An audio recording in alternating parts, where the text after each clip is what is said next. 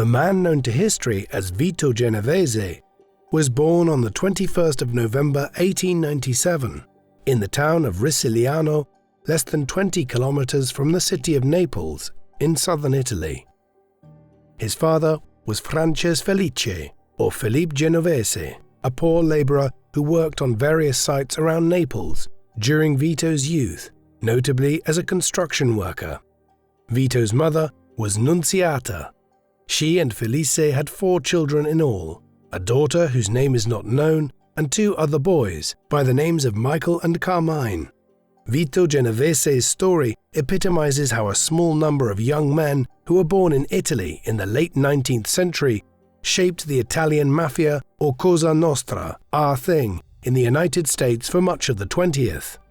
By the time Genovese was born in 1897, the exodus of people from the Italian peninsula, a phenomenon which characterized the country's history for well over half a century in the late 19th and early 20th centuries, was already well underway. This was part of a larger immigration, which saw tens of millions of Europeans leave the Old World and migrate to the Americas from the 1830s onwards, as industrialization and booming population growth put huge pressure on resources in Europe. Italy experienced tremendous levels of emigration after the unification of the country in the early 1860s. Between the start of official records in 1876 and 1900, nearly 5 million Italians left the peninsula, with another 8 million or more leaving between 1900 and 1914. Of these, at least 9 million never returned home, the majority of whom formed the bedrock of Argentinian society and the Italian-American community of the United States. Between 1880 and 1920, 4 million Italians made the United States their home, settling in large numbers in New York City, Chicago, Providence, Pittsburgh, and other cities. Opportunities for quick riches were hard to come by in a country which was profoundly xenophobic towards the Irish and Italians during these decades. This xenophobia was driven in part by the arrival of large numbers of immigrants, and more especially by fears of many immigrants' adherence to Roman Catholicism. Some immigrants turned to crime to further themselves, often drawing on a tradition in southern Italy and Sicily where mafia-like organizations had emerged in the late 18th and early 19th centuries. The Genovese family was soon amongst those who joined the exodus from Italy to the New World, but that did not occur until 1913, when Vito was 15 years of age. Very little is known about his early life and the family life of the Genoveses in southern Italy before they left for America. It is clear that Vito had long left school before his immigration, having received only a basic primary education up to the late 1900s. And then having left school when he was 10 or 11 to start earning money for the family. By 1913, the Genoveses, like so many other Italians, decided that their future lay elsewhere. The Genoveses did not leave Italy all at once. In a common pattern for Italian migrants, Vito headed across the Atlantic first in 1913 on board the SS Taorina. US federal immigration records indicate that his mother did not join him there until 1920. It is unclear when his father arrived, or if Michael and Carmine traveled with Vito in 1913. There are virtually no records of his sister, other than some brief mentions of her made by Vito over the years, and she possibly died during infancy or childhood. The family had a cousin in Queens in New York City, and it seems possible that Vito stayed initially with her upon his arrival in 1913. It wasn't long before Vito had his first scrape with the law in America. In April 1917, when he was 19 years old, he was arrested for illegal possession of a firearm in Manhattan. His lawyer advised him to plead guilty, which he did, and he was sentenced to 60 days in prison. But with the First World War raging in Europe and the US having just entered the conflict in response to German attacks on American ships in the Atlantic, Genovese was granted the option of joining the military instead. He agreed to do so and was sent to Long Island in 1918 for training. But he never saw service, the war ending in Europe before he was ever shipped off to the front lines. This experience, however, did little to deter Genovese. The details of his criminal activities in the late 1910s and early 1920s are very hazy, and given the criminal nature of them, they are necessarily secretive. It has been suggested that he was involved in running a prostitution ring on the Lower East Side during this period, but this remains unproven. What seems evident, though, is that Genovese was working his way into Italian-American organized crime networks in New York during these years. For in 1924, he clearly emerges as a prominent bootlegger benefiting from Prohibition. It is hard to understate exactly how important Prohibition was in the emergence of the Italian-American Mafia in the interwar period and the rise of figures like Vito Genovese.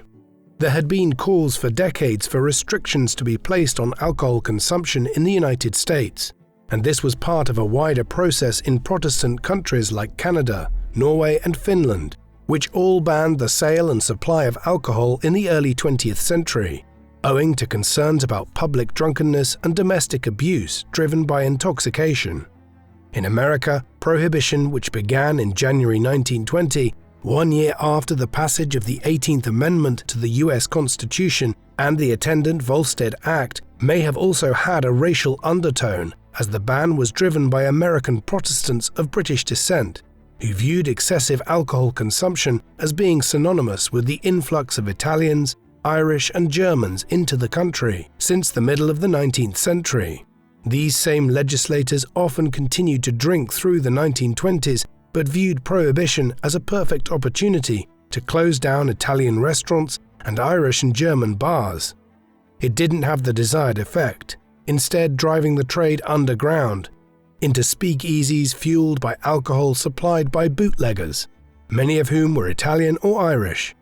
The illicit trade created huge opportunities to make money for rising criminals like Vito Genovese in the 1920s, and in doing so, Prohibition transformed the Italian-American crime world from a disorganized collection of gangs into a well-run national syndicate. While there is no doubt that Genovese was already involved for some time amongst the Italian-American bootleggers who ran much of the illegal booze trade in the tri-state area in the 1920s, he bursts onto the official record literally with a bang in the early summer of 1924. In mid-May, he was involved in a very serious car crash near Prospect Park when driving back to New York City from Coney Island. One of his co-passengers in the car died, and Genovese was left with a dislocated shoulder and 3 broken ribs. He explained it away to the New York Police Department as a bad car accident, but weapons were found near the scene and the police were convinced that Genovese and his associates in the car had actually been attacked by a group of rival bootleggers who had plowed into the car at speed. It was the first of many police reports filed on Vito from 1924 onwards, some involving him in suspected murder cases, others for gun possession, and on one occasion in July 1926, when he himself was shot in the neck and barely survived. What the NYPD had not yet pieced together was that Genovese, along with numerous other Italian-born criminals, including Charles Lucky Luciano and Francesco Castiglia, better known as Frank Costello, who were all in their 20s or early 30s at the time, were working as part of the bootlegging operations of Joe the Boss Masseria, one of the most powerful Italian-American mafia bosses in New York City in the 1920s. Genovese, Luciano and Costello rose to positions of immense power as a result of Prohibition and the opportunities it afforded them. Indeed, by the late 1920s, Genovese was already a wealthy man. This wasn't just from bootlegging. He was also prominent in a scheme to counterfeit gold certificates based on the dollar at a time when the US was still using the gold standard, where the dollar was tied to gold reserves. This, rather than their bootlegging operations, was what concerned many federal authorities in Washington, D.C. about the Italian Mafia. Genovese was nearly indicted for his activity in 1930. However, the case was dismissed for a lack of concrete evidence. Jail wasn't the only risk he faced, as the car incident in 1924 and the bullet wound he suffered in the neck in 1926 indicated. The 1920s were also a bloody time in the history of the Mafia. Genovese and his associates were active in shooting rivals while being shot at. In February 1930, for instance, around the time that the federal police were trying to indict him on counterfeiting charges, Genovese was involved in the murder of Gaetano Reina, an associate who had recently abandoned Masseria and gone to work for Salvatore Maranzano, the head of the Castellamare crime family, which had been expanding its operations out of its base in Brooklyn. Reina was shot from close range with a double-barrel shotgun after leaving his mistress's apartment in the Bronx.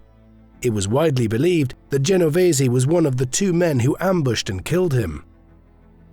The murder of Reina led to an all-out turf war between Masseria and his crew, which included Genovese, Luciano and Costello, with Maranzano and his associates, one which would drag on for over a year between Reina's murder in February 1930 through to April 1931. It is known as the Castellamarese War, after the town of Castellamarese del Golfo, a port town in Sicily where Maranzano and several of his crew members hailed from originally.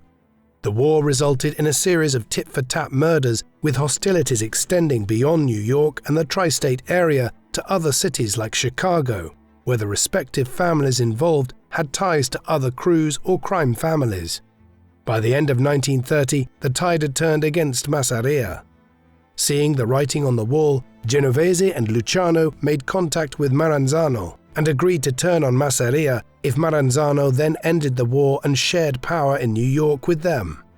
He agreed, and on the 15th of April 1931, at the Nuova Villa Tamaro, a Coney Island restaurant, Luciano, Genovese and a number of their associates, including Benjamin Bugsy Siegel, gunned down Masseria. Genovese led the handful of individuals inside who killed their former employer. The event partially inspired the murder scene in the first Godfather film, as Luciano excused himself to go to the toilet before Genovese, Siegel and the others burst in to open fire on Masseria's table. With his death, the Castellamarese War came to an end. Masseria's murder simply brought one period of conflict to an end and created a new problem.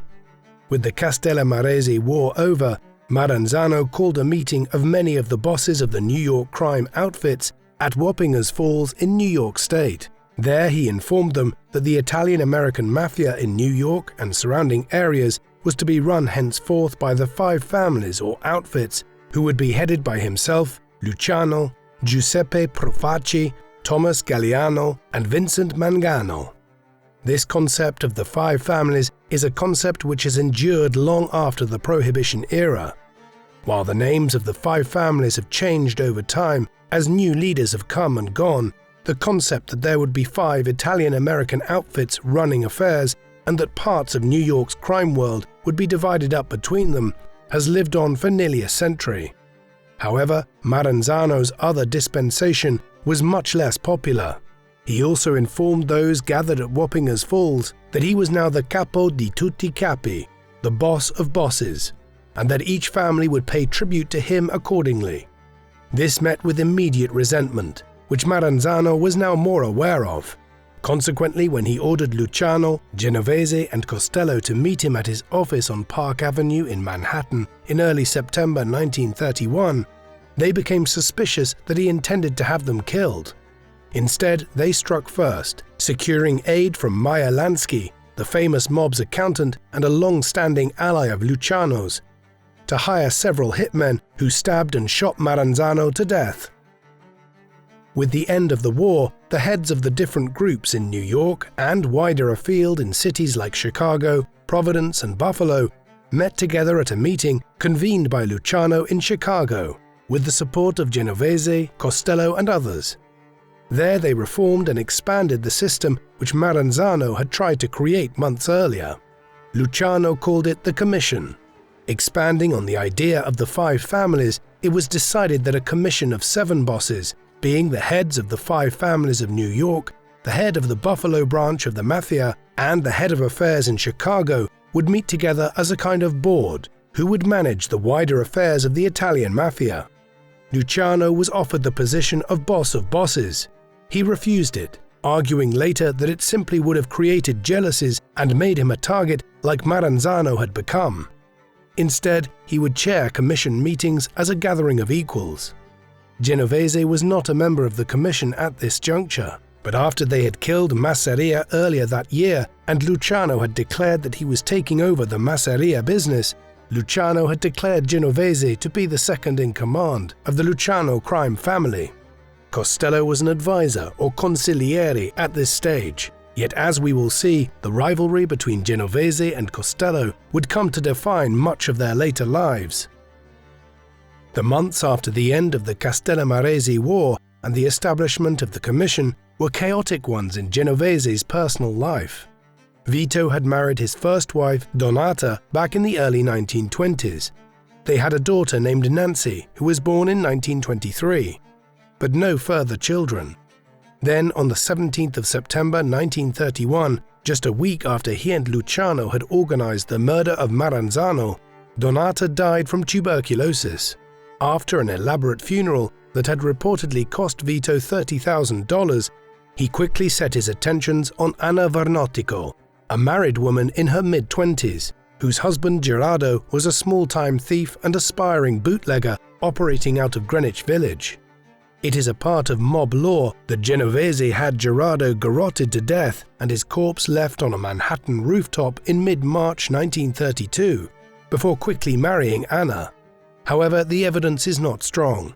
For starters, Gerardo was found murdered alongside an associate who Genovese had no reason to kill, and Vernotico's death certificate lists him as divorced, suggesting that he and Anna had split legally before he was killed. As such, there was no reason for Genovese to kill him. This aside, Genovese didn't try to disavow the rumor that was spreading, and just a few weeks later he married Anna. It was a shotgun wedding. Anna gave birth to their son Philip at the end of June, and she had evidently been his mistress prior to Donata's death. It was a disparate family they would have in years to come, raising 3 children, one a daughter named Marie from Anna's marriage to Vernotico, the second Vito's daughter Nancy from his first marriage, and the third their own son Philip. To add to the many changes which had occurred in his personal life and within the crime world of New York in the early 1930s, a legal change was about to upend the lives of Genovese and his associates. After a decade in which Prohibition had done nothing but fuel criminality across the country in the 1920s, many politicians in Washington, D.C. wanted the ban on the sale and supply of alcohol to be brought to an end. There were also economic motives. Repealing the 18th Amendment would act as a boon to the American economy, in a way which was badly needed in the context of the Great Depression of the 1930s. Thus, Prohibition was repealed in December 1933. It had acted as the fuel which turned the Italian-American crime world into the organized Mafia, which is well known to all. But now Genovese, Luciano, and their many associates would have to find new avenues of revenue. They did so by cornering the market in illegal narcotics in New York, which was being almost entirely smuggled from China at the time.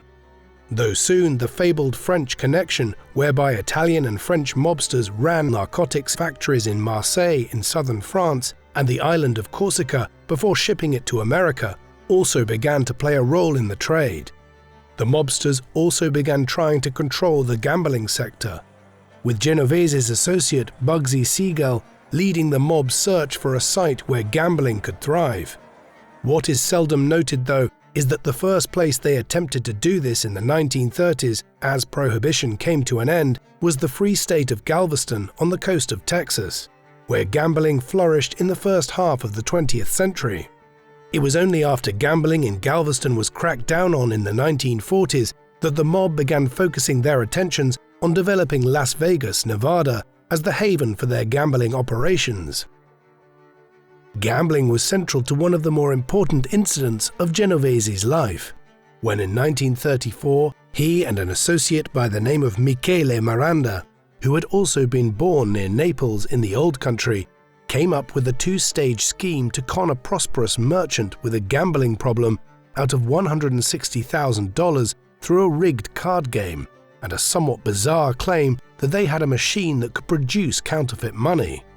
The con worked, and the merchant decided to simply eat the loss, obviously too afraid to protest in the face of people who had killed many individuals over the years.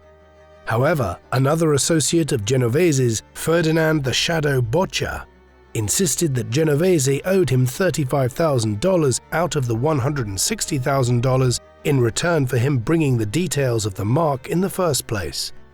Genovese was evidently not interested in paying, and in September 1934 he had Botcher shot dead in a Brooklyn coffee shop.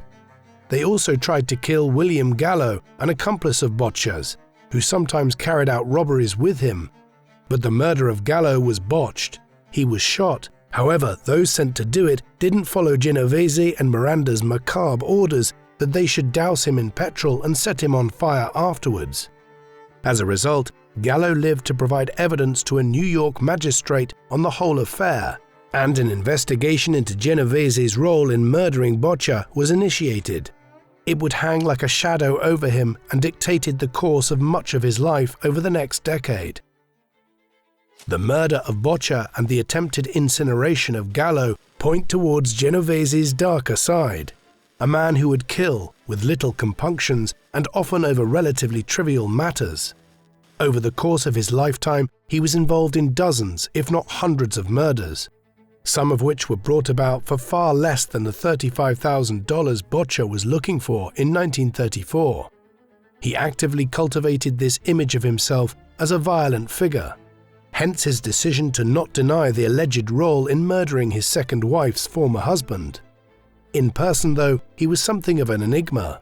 Many people recounted in later years that he was a quiet and relatively placid figure, certainly not the caricature of an impulsive psychopath in the vein of Al Capone, and yet he also had an explosive temper, which could cause him to act impulsively. It was this temper which would lead him to make a series of disastrous decisions in later years, which alienated his former allies and had immense consequences not only for himself, but for the entire Italian-American Mafia. In the mid-1930s, the heat surrounding the murder of Botcher died down after a few weeks, and it became clear that the police didn't have enough evidence to charge him with the murder. What they did have, after a time, was enough evidence to send Luciano away for decades. In February 1936, in one of the largest police operations of its kind, 200 different brothels were raided across Manhattan and Brooklyn. The common link in many of them was that Charles Lucky Luciano was the man who allegedly ran them. With a dozen managers and over 100 prostitutes arrested and questioned, it was inevitable that some would talk, and a few weeks later Luciano was arrested and charged with pandering or pimping.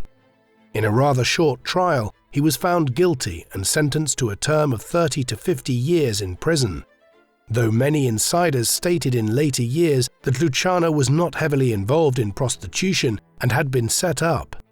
What this meant was that Genovese now became the acting boss of the Luciano crime family, as Lucky was shipped off to the notorious Sing Sing prison and then Dannemora in upstate New York. He would have little ability to communicate with his associates, and from the summer of 1936 onwards, Genovese was the boss of one of the 5 families in all but name.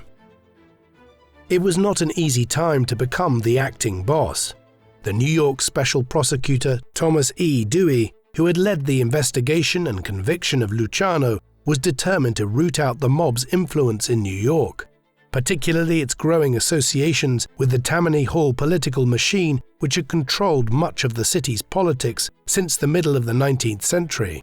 Genovese tried to avoid entanglement with Dewey's ongoing investigations by basing himself out of New Jersey and thus beyond Dewey's jurisdiction. Nevertheless, Dewey pressed ahead, and within months of taking over from Luciano, Vito was publicly named by him as a senior member of the mob, leading to pictures of him appearing widely in the New York newspapers. The first time he was thrust into the media spotlight to such an extent. Wary of the legal net closing in on him, as well as the ongoing investigations into the Botcher murder, and looking to avoid being locked up for decades like Luciano, Genovese decided to make himself scarce. In February 1937, he seems to have had his New Jersey mansion burned to the ground to claim on the insurance, and then he, Anna, and their 3 children from various marriages left for Italy with $750,000 in cash and $2 million in investments. Police reports claimed that Genovese was on vacation. However, he would not return for over 8 years. Though Anna soon returned to the US with her 2 children and stepchild, and regular cash payments of $100,000 were sent over to Vito over the next several years. In Italy, Genovese was stepping into what was a hornet's nest.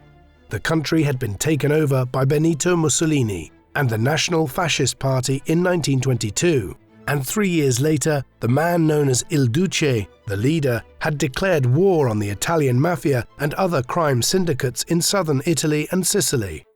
The initial crackdown was intense, and by the late 1920s, many crime incidences had reduced by 60% or more, all of which should have made it difficult for Genovese back in his homeland. Much of this, though, was optics. The fascist government had never wanted to completely crush the Mafia, simply to bring it under control and get a slice of the cake. Genovese knew this well, and by spreading some money around in the late 1930s from Nola near Naples, where he took up residence, he soon acquired the goodwill of the regime, investing $25,000 in building a heliotherapy center for the regime, amongst other favors. More notable was Genovese's possible aid in having Carlo Tresca, an Italian emigrated journalist living in New York who regularly critiqued Mussolini's government in print, gunned down in Manhattan in the early 1940s. All of this ensured that Genovese had a close relationship with Mussolini and his ministers, and a blind eye was turned to him running a complex black market operation in southern Italy from which he profited extensively. Much of this black market operation was built up from the autumn of 1939 onwards. War had come to Europe by then, and although Italy would not be directly involved in the Second World War until the summer of 1940, goods became more difficult to acquire from the start of the conflict as the clash between Germany and Britain and France interrupted trade and supply routes across the continent. In these circumstances, black market trading flourished, and it boomed from the summer of 1940 onwards after Italy joined the war on Germany's side, an action which created huge difficulties in Mediterranean supply lines as a major campaign was initiated by Italy against Britain and the Free French to secure North Africa. When Italy and Germany's ally, the Empire of Japan, attacked the US in December 1941 and pulled them into the war, it greatly damaged Genovese's ability to communicate with his associates in New York. Seeing the writing on the wall, he and the Mafia back in America now worked out an arrangement with the US government, whereby they would use their contacts across Sicily and southern Italy to facilitate the planned invasion of the country in the summer of 1943, to open up a southern front in Europe. As a man on the ground, Genovese was ideally situated to profit from this arrangement. Operation Husky, the joint invasion of Sicily by the US, Britain and the other Western allies, commenced on the 9th of July 1943. In just over a month, Sicily was secured, and then the campaign moved into southern Italy, with Naples falling on the 1st of October. By that time, Mussolini had been overthrown, then rescued by the Germans, who launched a counterattack into Italy after setting him up as a puppet ruler in the north of the country. With Allied supply networks across the south developing in anticipation of a long fight to secure Rome, Genovese greased the right palms and was soon moving large amounts of army goods and supplies on the black markets around the south of the peninsula. He did this with most of the proper official documentation in place and was able to freely move literal convoys of trucks of canned foods, fruit and veg, sugar, flour, and a wide array of other goods sent to Italy for the army around the Allied occupied regions. At the same time, he was working as an interpreter and point of contact between the US Army and leading political and social figures in cities like Naples who would be needed to help reconstruct the region in the coming months. While all of this was occurring in Italy, matters had taken a negative turn for Genovese back in New York. Early in 1944, Ernest the Hawk Ruppolo, one of the 5 gunmen who had been involved in the killing of Ferdinand Botcher back in 1934, had been arrested on a separate murder charge. Looking at a significant prison sentence, Rupolo told the prosecutors he had evidence which could help convict Genovese for the 1934 murder of Botcher. His evidence was corroborated by another state witness, Jerry Esposito. Consequently, with two individuals willing to testify to Genovese having ordered the hit of Botcher a decade earlier, there were now murder charges waiting for Genovese if he ever returned to New York. What was worse, in Italy he was also under investigation by a dogged agent of the Army Criminal Investigation Division by the name of Orange C. Dickey, who had been determined to bring charges of black market smuggling against Vito. It took months for Dickey to manage to accomplish this, as many higher-ups were disinclined to broadcast the uneasy alliance which existed between the US government and the Italian Mafia, while the war was still underway. But eventually, in August 1944, Genovese was arrested by American military police. It was not until the war ended that Genovese was finally extradited back to the US, arriving there in June 1945 after 8 years in Italy. He was charged with the Botcher murder thereafter. However, the charge didn't stick, as Jerry Esposito was found shot dead in New Jersey months later, and without a witness to corroborate Rupolo's testimony, the case against Genovese collapsed.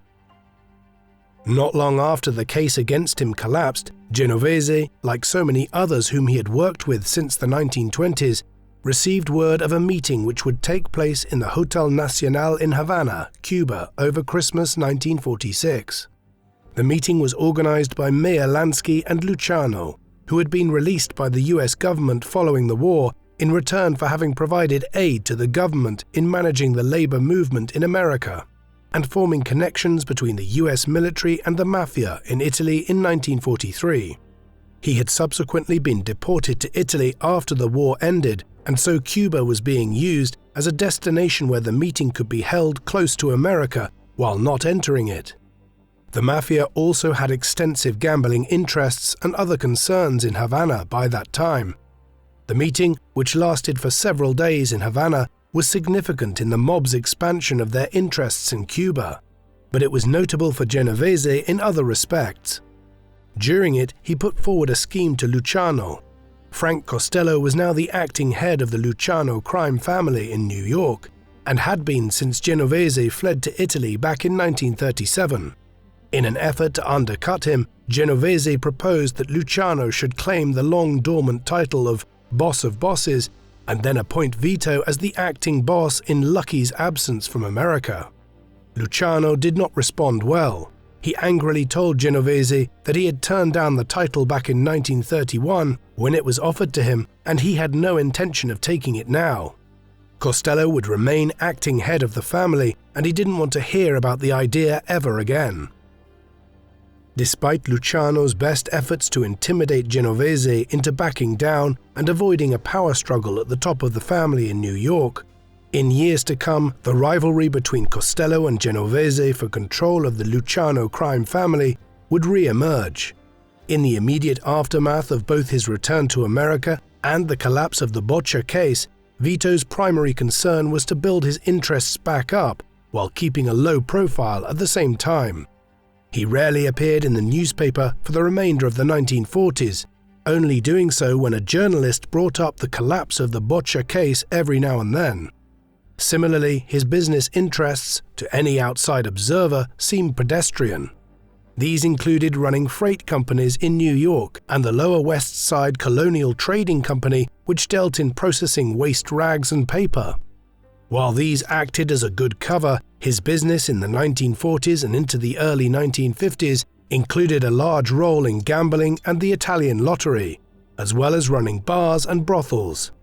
The NYPD were also anxious to tie him to the city's narcotics trade, yet this was difficult to do. In the post-war era, many mob bosses in New York and elsewhere were reticent about involving themselves too openly or heavily in the narcotics trade, wary of how easy it was to get arrested for this and how steep the prison sentences were. This wasn't to say that Genovese wasn't involved, but it wasn't his or Costello's bread and butter, the way that bootleg alcohol had been back in the 1920s. Genovese once again made front pages of New York newspapers in the early 1950s, owing to an unexpected source of controversy, his wife Anna. His years away in Italy had seen him and his wife Anna drift apart.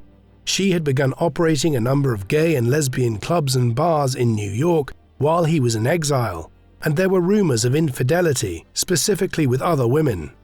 Now, in October 1950, the New York Daily News reported that Anna had petitioned the courts for a large amount of financial support from Vito, claiming he had deserted her in 1948 and wasn't providing sufficient income to her and their son, who was still a teenager. Worryingly, she was willing to disclose details of Vito's business interests to the court, noting that he had wide-ranging companies around New York and even a dog track down in Virginia, and often earned upwards of $30,000 a week. This was submitted as evidence to a judge behind closed doors in private, and in 1951 Anna agreed to try to live with Vito again. However, when this didn't work and the matter ended up before an open court in 1953, Genovese's associates were scandalized by Anna's revelations. Mob culture dictated that the wife of a boss kept matters in-house, yet Vito didn't try to silence her.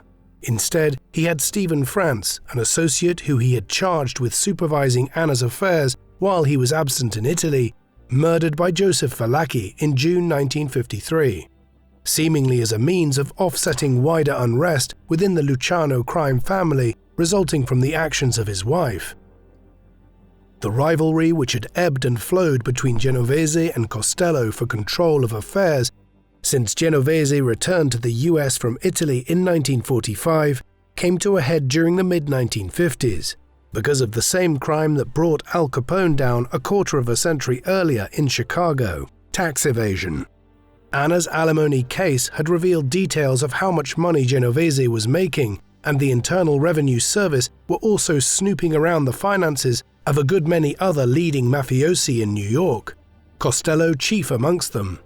Both Vito and Frank were neck-deep in problems of this sort for several years, eventually culminating in Costello being found guilty of tax evasion in May 1954. He was sentenced to 5 years in prison, yet by appealing, he delayed starting his sentence for 2 years, until the summer of 1956. Costello's incarceration opened up a debate as to who would serve as acting boss in the interim. Genovese felt that he was the natural successor. Others were less sure. In any event, it was all scuppered within months, as Costello's sentence was reduced on a fresh appeal, and in March 1957, he was set free after serving less than a year in jail. Genovese had come close to obtaining the position of power within the Luciano crime family, which he had long coveted, when Costello went to jail. Now, in the late 1950s, he did not intend to simply return to the old situation. Hence, a few weeks after Costello was released from prison, Vito ordered Vincent Gigante, a former boxer turned mobster who was a protege of Genovese's and would one day become one of the leading figures in the New York Mafia, to kill Costello.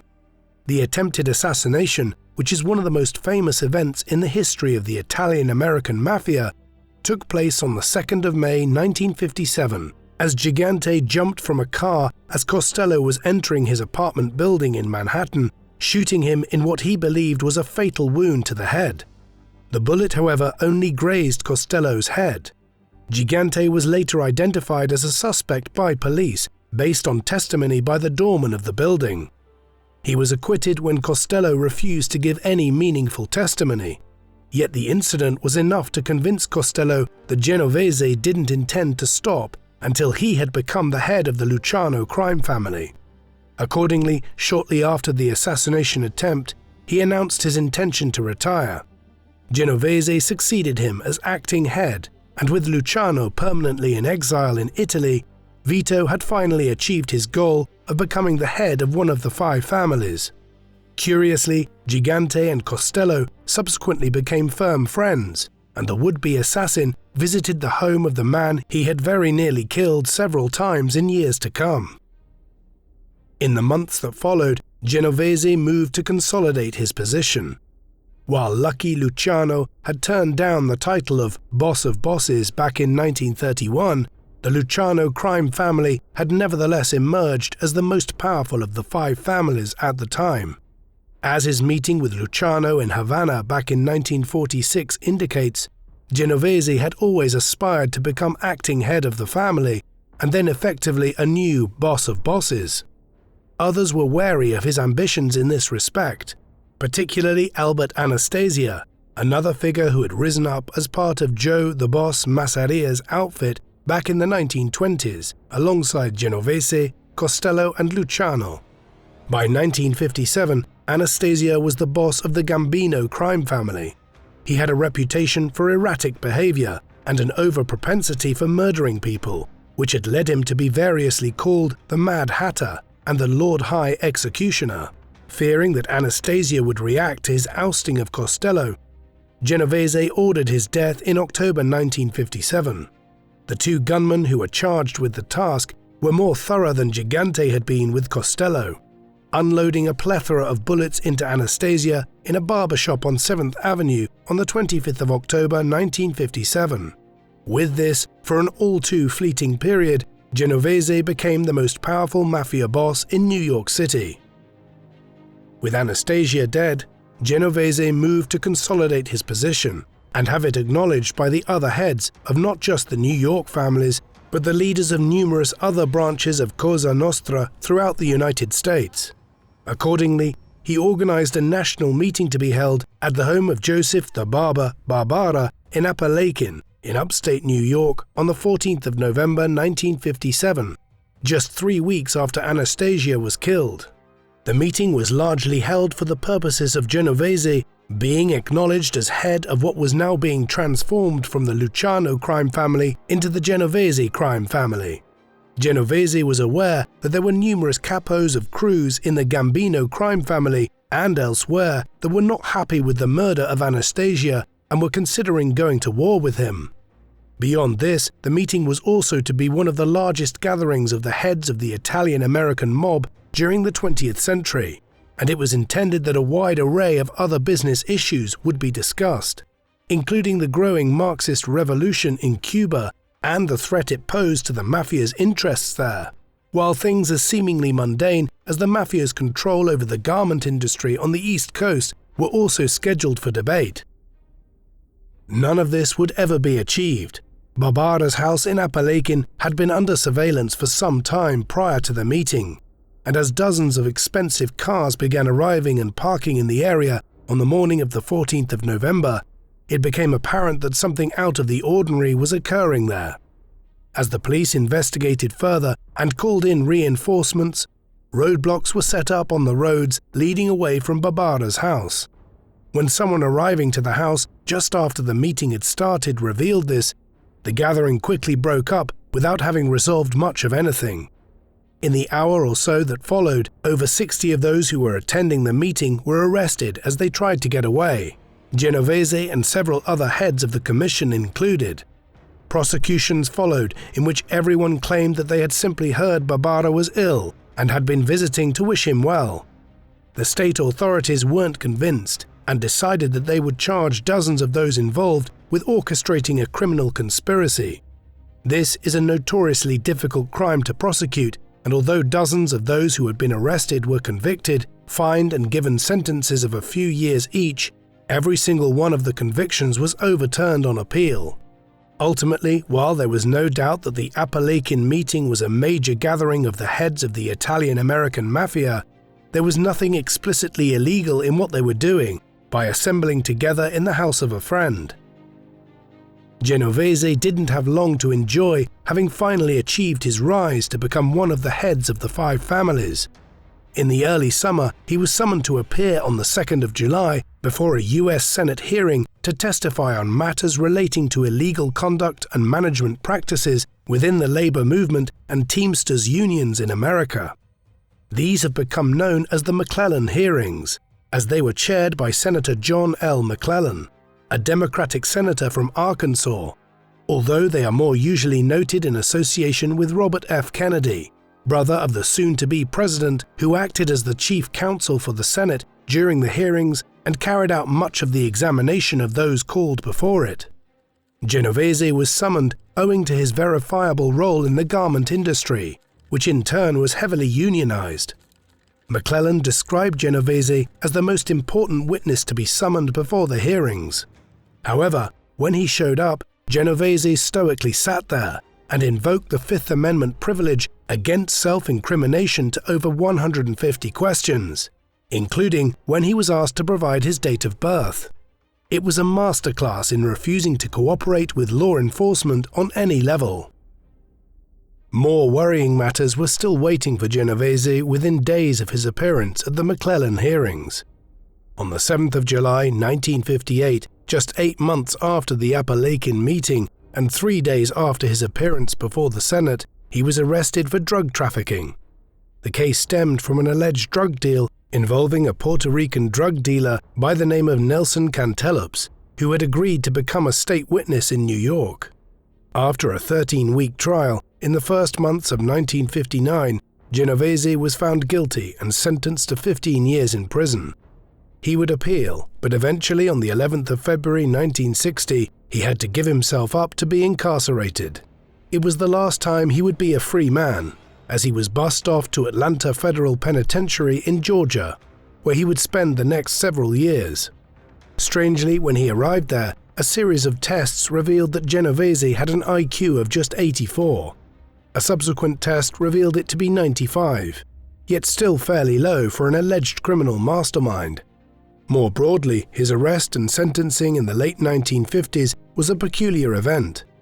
Genovese always believed that he had been framed, and many commentators since have agreed that it would have been entirely out of the ordinary for the head of a crime family or any senior Mafia capo to be involved directly in negotiating a drug deal of the kind for which he was convicted.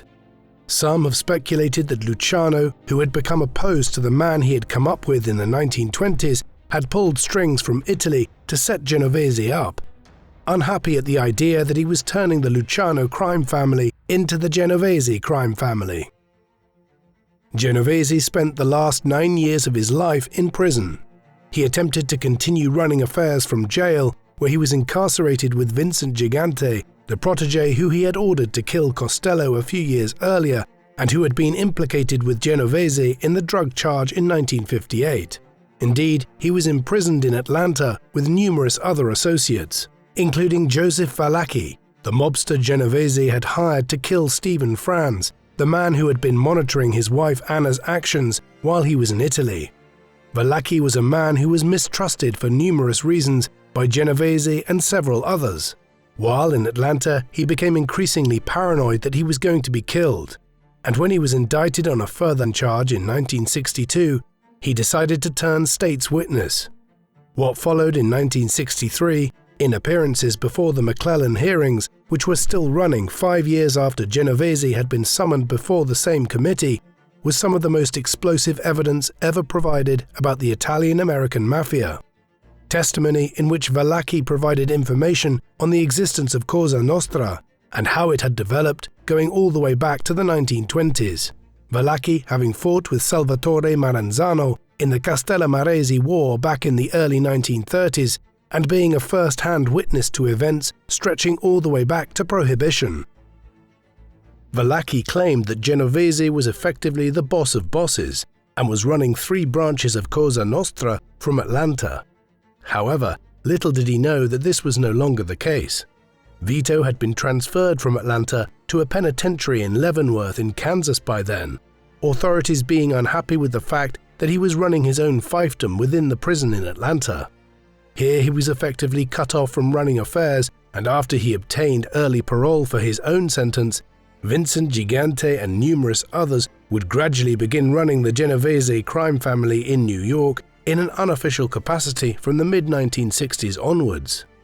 In Kansas, Genovese was an increasingly decrepit figure, suffering from a combination of emphysema, heart problems, and bladder cancer. A heavy smoker all his life, prison reports from 1967 stated that he was old beyond his 70 years. By January 1969, he could barely walk without becoming short of breath. He was moved to a medical center for prisoners in Springfield, Missouri. However, little could be done to treat his conditions, and after suffering a further pulmonary embolism, He died in the very early hours of the 14th of February 1969. Police and journalists had expected a lavish funeral for the man who had aspired and to some extent become the boss of bosses. Yet when it was held 3 days after he died, just over 100 people attended, a figure which would have been substantially lower had dozens of pupils from the school where Vito's daughter Nancy was a teacher not been in attendance. No eulogies were given, and he was buried afterwards in Queens in a family plot. Though neither he nor anyone else in the Italian Mafia could have been aware of it at the time, in retrospect, the period around when Vito Genovese died in the late 1960s was the beginning of the end of the golden age of Cosa Nostra, our thing in the United States. There was a growing commitment around this time within political circles and law enforcement, especially following Valachi's testimony before the Senate in 1963, to crack down on organized crime out of concerns that with its control of the unions, the construction industry and many utilities, as well as its grip on Las Vegas and the illegal drug trade in dozens of cities, it had become far too powerful. Beginning in the 1970s, huge amounts of resources were pumped into combating the mob in cities like New York, Chicago, Kansas City, and Las Vegas. These bore fruit in the 1980s, and that decade saw the Mafia's stranglehold on Las Vegas's gambling and hospitality sectors come to an end. While the imposition of ever greater sentences for drug trafficking and distribution led to more and more former Mafia associates turning state's evidence to avoid large prison sentences. Even John Gotti, the famed head of the Gambino crime family in New York, who earned the sobriquet the Teflon Don in the 1980s for his ability to be acquitted time after time when arrested and sent for trial, was eventually convicted on murder charges and sentenced to life in prison in 1992. The Mafia is alive and well in the United States today, but its power and influence is minuscule compared to what it used to be. Vito Genovese, in many ways, was responsible for some of the decline of the Mafia in the 1970s and 1980s. He rose up in the 1920s as part of a group of Italian-born criminals who had moved in their childhood years to New York City. This second generation of mafiosi in the Big Apple included some of the most significant figures in the history of the Italian Mafia in America. Individuals like Genovese, Luciano, Costello, and some of their associates in the Jewish American crime world, like Bugsy Siegel and Meyer Lansky. Forged by Prohibition, they led the Mafia from a period in which it was a complex but disorganized crime syndicate to become the Commission of the 1930s, which ultimately led to the mob becoming a nationwide organization, which controlled much of the American underworld. Genovese, though, over time became a dangerous figure. Unlike Luciano and Costello, who were more cool-headed and understood that a decentralized system in which as little attention as possible was courted was best for all parties. After he returned to America following the Second World War, Genovese was increasingly willing to undermine the Mafia's wider operations in pursuit of his ambition to become the boss of bosses, much like Salvatore Maranzano had briefly been back in 1931. Ultimately, his efforts to do so in the 1950s were his own undoing and contributed to the process whereby the US government began to attack the Mafia in a much more concerted fashion. What do you think of Vito Genovese? Did he ultimately initiate the decline of the Italian Mafia through his overly aggressive and inflammatory actions to achieve power? Please let us know in the comment section. And in the meantime, thank you very much for watching.